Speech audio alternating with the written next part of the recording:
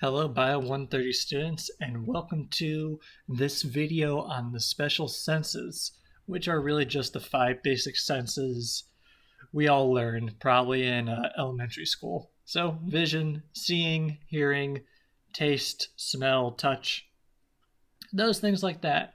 And basically how our nervous system is responsible for interpreting all these senses, but essentially there needs to be organs, or there needs to be things that helps receive these sensory information and then pass it towards our nervous system to interpret them.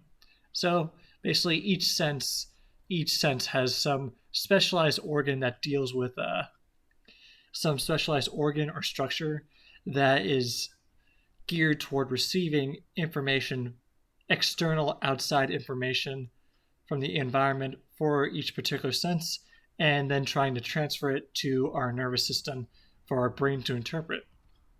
And well, the key functions of all these special senses: for seeing, for vision, it's just the capability of the eyes to focus and detect on images of visible light by receiving that information on the photoreceptors in our retina.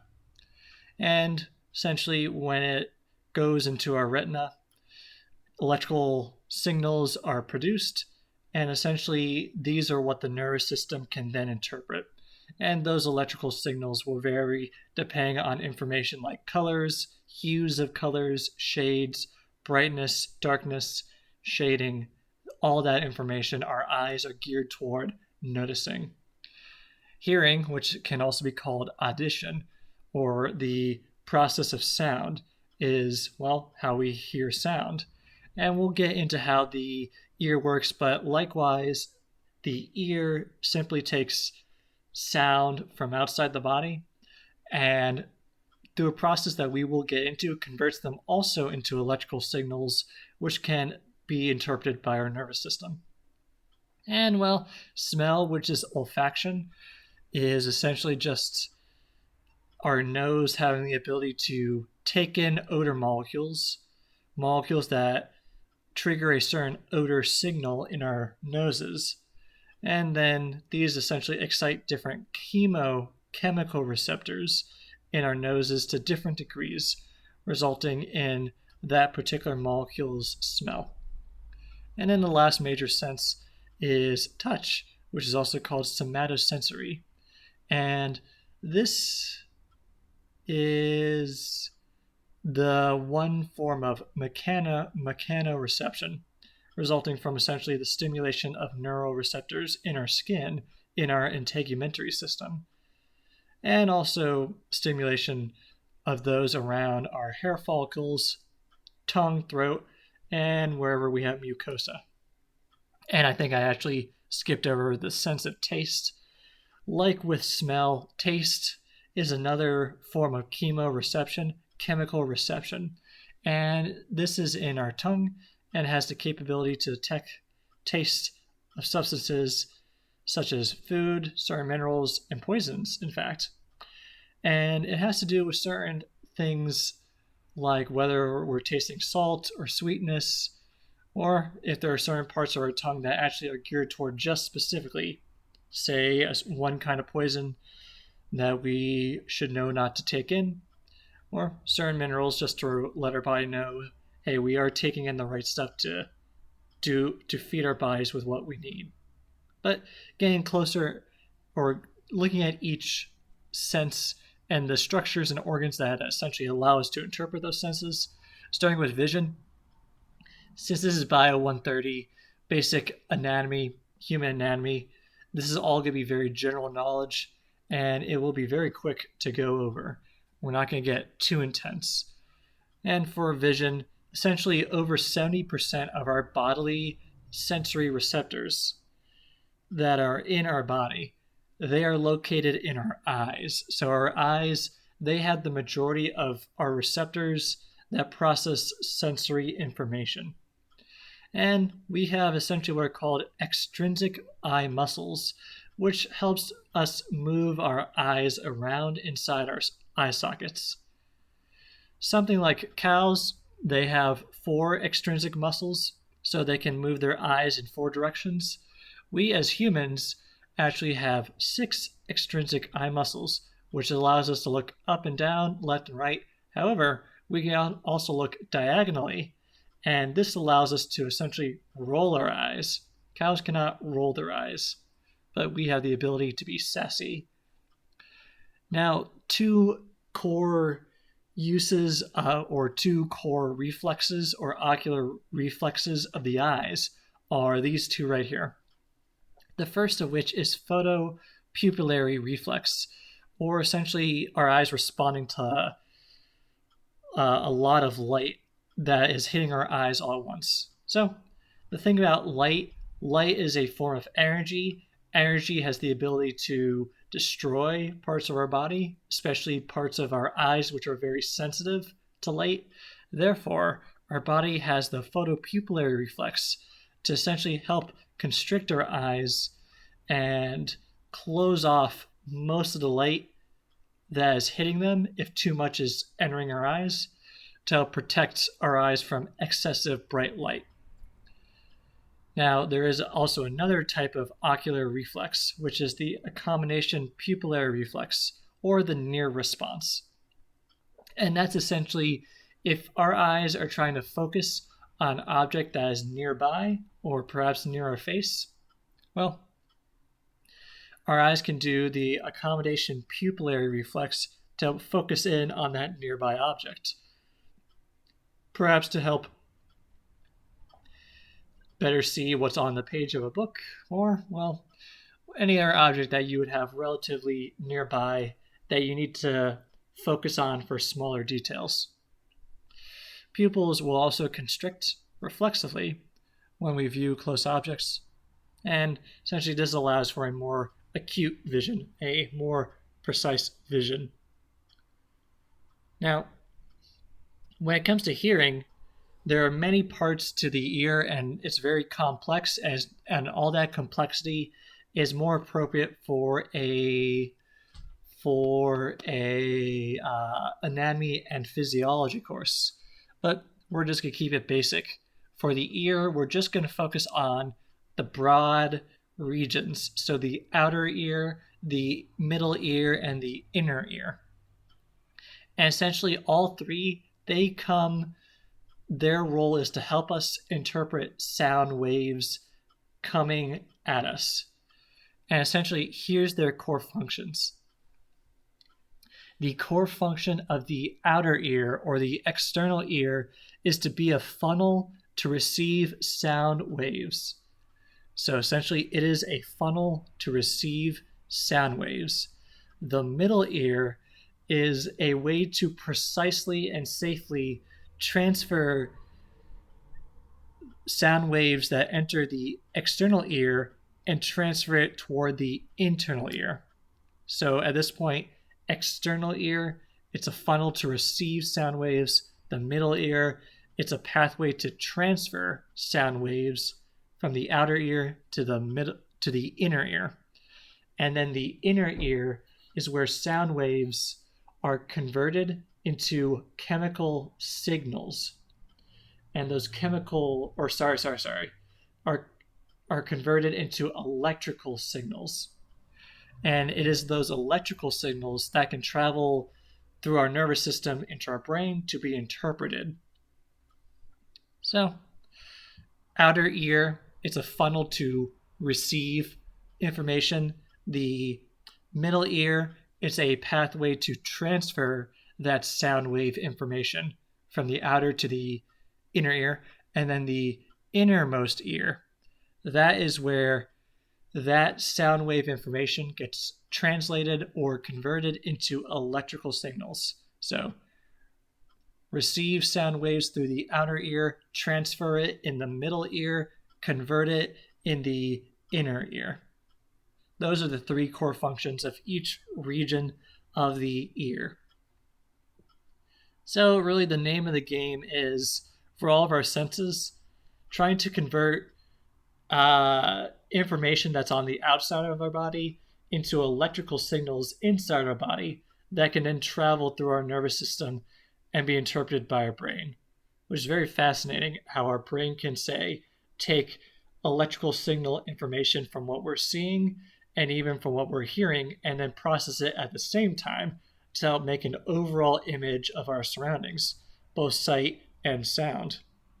Well, another form of sensory information, and these two are very similar. These are the chemoreceptions, or essentially smell and taste. They both share the fact that these involve processing chemical information, whereas the eyes process light energy and, light, whereas the ears process sound waves.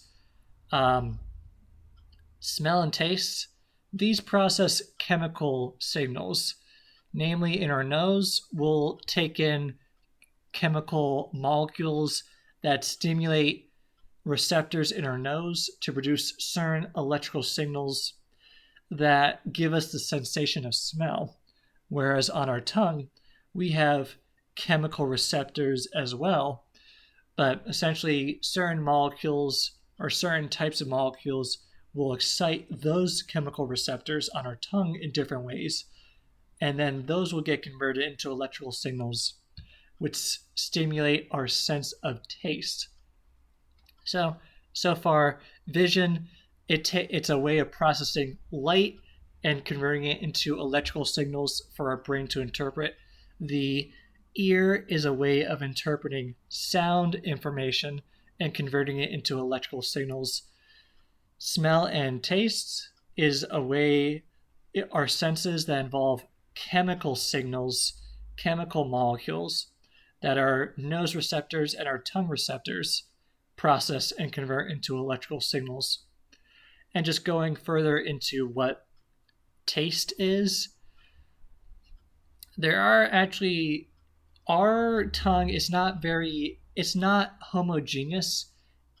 Not every part of the tongue can sense every possible taste that the tongue can recognize. For example, we have specified chemical receptors for when it comes to food that are sweet. Those chemical receptors for the sweet sensation are located predominantly at the tip of our tongue, whereas the chemical receptors for sensing sour foods or sour tastes, those are located primarily on the sides of the tongue. And as far as how we can recognize salty taste, those chemical receptors are located primarily on the outer edge of the tongue, what we can essentially lick or touch with our tongue when we stick it out. And then when it comes to bitter foods, those are located toward the back of our tongue. And a lot of poisons can taste bitter, so it is important for our bodies to be able to recognize certain poisons before we actually commit to swallowing. So sort of that's a specific region to notice bitter objects and perhaps sometimes poison back in the early days to help our body know, hey, we should definitely not swallow this.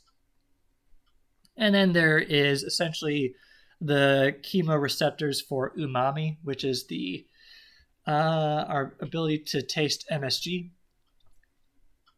Think of it as essentially our ability to get that meat savory taste. And those chemical receptors are actually the one that is pretty evenly dispersed across the entire tongue, except where you'll find the bitter receptors.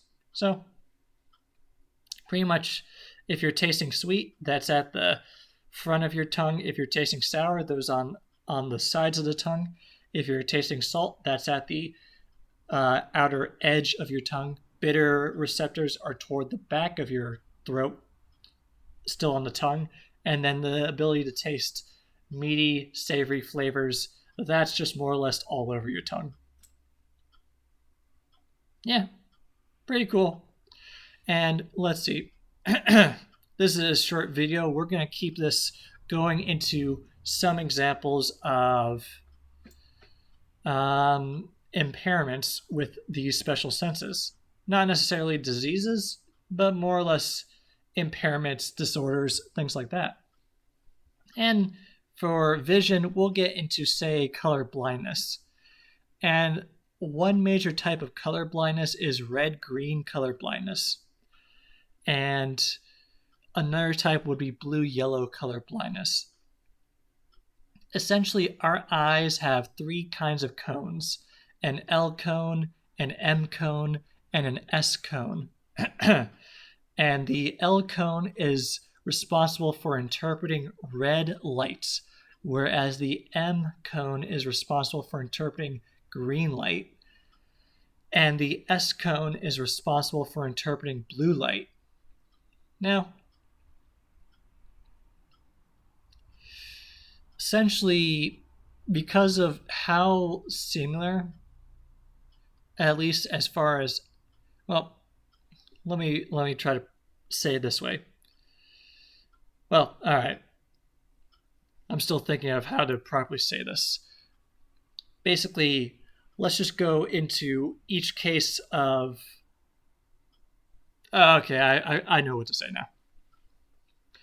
Starting to get into some color blindness, there's basically either you can have mild deficiency in seeing those three light cones, light information from those three cones, like whether it's a mild loss of the ability to interpret red light or green light or blue light, or there are forms of color blindness where those light receiving cones are completely gone.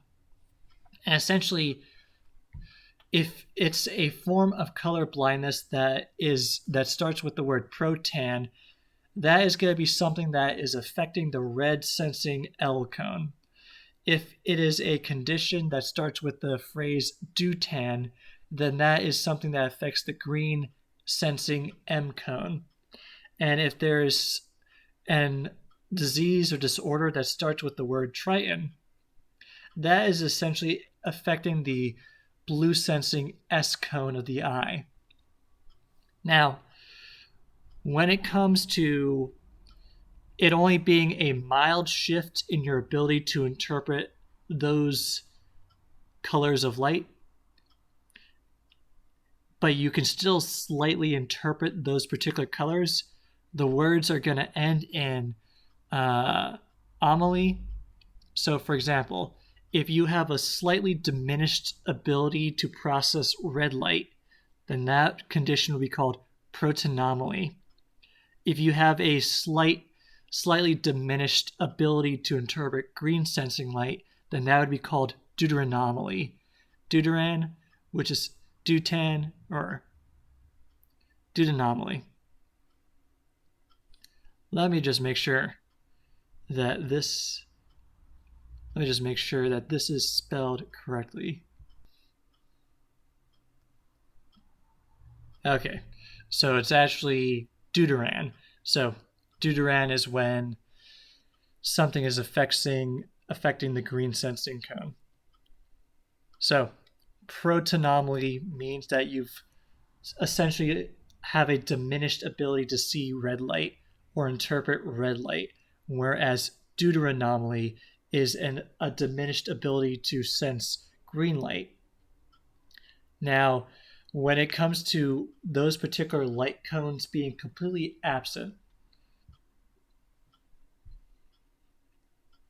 so you have no ability to interpret those particular regions of light, then the condition will end in the phrase opia.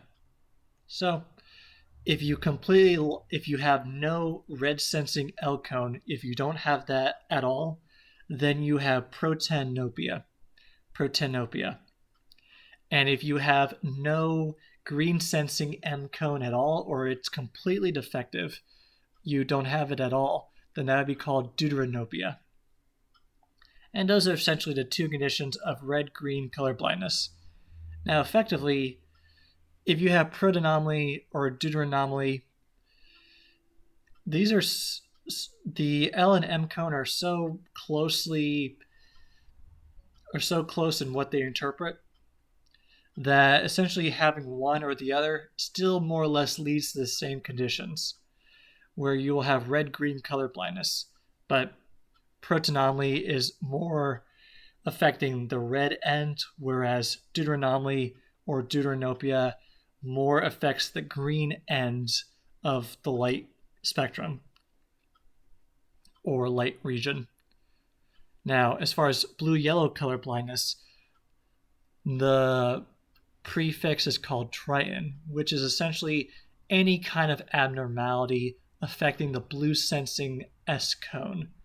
And if you have a diminished ability to sense blue light, then that would be called tritonomy.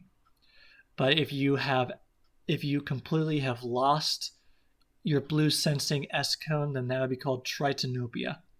So those are essentially 6 conditions of color blindness affecting the various cones, various light cones. So, for example, if we are to look at essentially colored pencils, the top left, for anyone who has normal typical vision, those are a range of colored pencils. Top right and bottom left are what someone would see if they have either protanopia or deuteranopia. Protanopia, protanopia, essentially a complete loss of the red sensing light cone, and then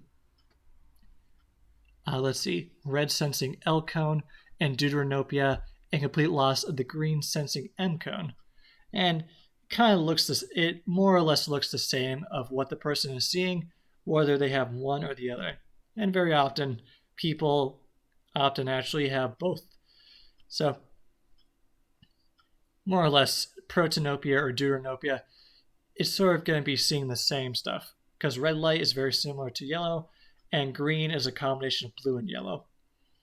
So, losing the ability to see red light with protanopia or losing the ability to see green light in deuteranopia, it's still going to be affecting very similar regions of the light spectrum. And then tritonopia, which affects the S cone or the blue light sensing cone of the eyes, completely losing that ability to see blue light essentially makes things look, well, more red, or essentially you're not going to be able to see blue as well or at all. So purple would look more red instead of a combination of red and blue, things like that. And, well, that essentially covers up vision. Now, one last set of conditions, disorders, at least for special senses, is just going to be hearing problems. And these have to do with what's called high-frequency hearing loss. Frequency is our ability to hear sounds, sound waves. Essentially, the variation in how we interpret sound depends on the frequency, how fast the sound waves are oscillating up and down. And the website provided is a list of videos that will produce sounds at different frequencies that more or less some frequencies people above the age of 50 would more than likely no longer be able to hear. Certain frequencies people above the age of 40 would no longer be able to hear. There are some that most people above the age of 18 or above their teenage years are no longer able to hear or recognize. If you go to that website, just be careful how high you have your volume, because these frequencies can, well, just realize that you're, it's more if you want to test to see if you still can hear certain things regardless of whatever your age is. Now, essentially what hearing loss is effectively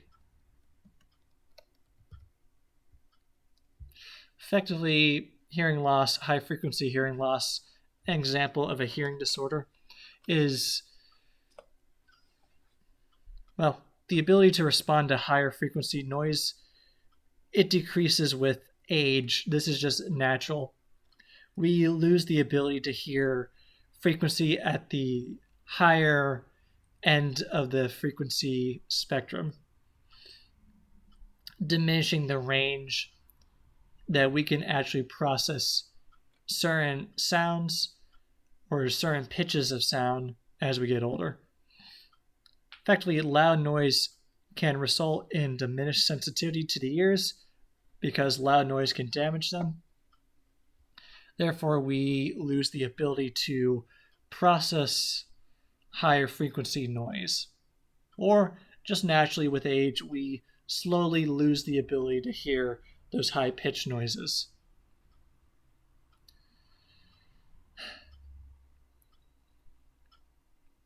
Now, as far as when it comes to age, people who get older tend to find it harder to hear the voices of women and children because women and children tend to have pitches of voice that are higher frequency voices. Therefore, people who naturally get older will tend to find it harder to hear the voices of certain women and children, but also the S, H, and F sounds because they use higher frequency sound waves to produce those sounds. Therefore, having high frequency hearing loss would make it harder to hear the S, H, and F sounds. And while that's just one example of hearing loss or hearing problem, there are other kinds, but this is essentially what we're going to get into for our lesson on the special senses. So anyways, just slightly past the 27-minute mark. We're almost done with Bio 130.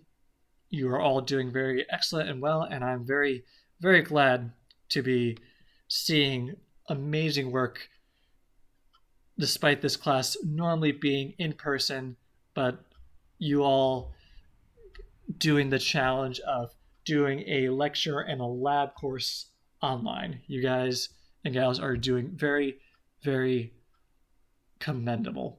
Anyways, catch you in the next video on the endocrine system.